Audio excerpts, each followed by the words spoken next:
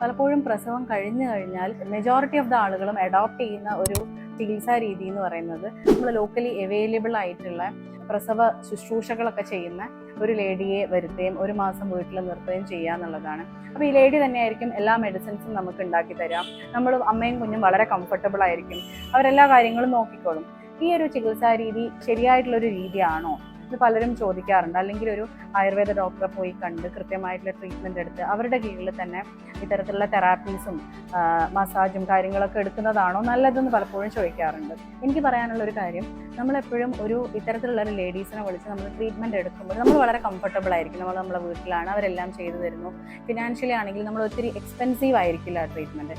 പക്ഷേ അതേസമയം അത്ര ഒരു കസ്റ്റമൈസ്ഡ് ആയിരിക്കില്ല. ചിലപ്പോൾ നമ്മൾ ഒരു ഹൈപ്പർ ടെൻഷൻ അനുഭവിക്കുന്ന ആളാവാം, അല്ലെങ്കിൽ ഡയബറ്റിക് ആവാം, അല്ലെങ്കിൽ എന്തെങ്കിലും ഒരു അസുഖങ്ങളോ. നമുക്ക് ഓരോ വ്യക്തിക്കും ഓരോ ട്രൈബ്സ് ഉണ്ട്, ഓരോ പ്രകൃതി ഉണ്ട്. അതിനനുസരിച്ചിട്ടാണ് ശരിക്കും ഇത്തരത്തിലുള്ള ആയുർവേദ ട്രീറ്റ്മെൻറ്റ്സ്, അത് തെറാപ്പീസ് ആയാലും അകത്തോട്ട് കഴിക്കുന്ന മരുന്നായാലും ഡിസൈഡ് ചെയ്യുന്നത്. അതെപ്പോഴും ഒരു ഡോക്ടർക്ക് തന്നെ കൃത്യമായിട്ട് പറയാൻ പറ്റുള്ളൂ. അപ്പോൾ ഇങ്ങനെ ഒരു ലേഡിയുടെ സപ്പോർട്ട് എടുക്കുമ്പോൾ അത് നിങ്ങൾക്ക് കൃത്യമായിട്ടുള്ള ആപ്റ്റായിട്ടുള്ള ഒരു മെഡിസിൻ ആയിക്കോളണം എന്നില്ല നിങ്ങളുടെ ഉള്ളിലേക്ക് എത്തുന്നതും, അതുപോലെ നിങ്ങളിൽ ചെയ്യുന്ന തെറാപ്പിയും. അതുകൊണ്ട് കൃത്യമായിട്ട് സയൻറ്റിഫിക് ആയിട്ടുള്ള ഒരു ട്രീറ്റ്മെൻറ്റ് മെത്തേഡ് തന്നെ അഡോപ്റ്റ് ചെയ്യാൻ വേണ്ടി ശ്രമിക്കുക. ഒരു ഡോക്ടറെ കൺസൾട്ട് ചെയ്തുകൊണ്ട് മാത്രം നിങ്ങൾ അത്തരത്തിലുള്ള പോസ്റ്റ്മോർട്ടം ട്രീറ്റ്മെൻറ്റിലേക്ക് പോവുക.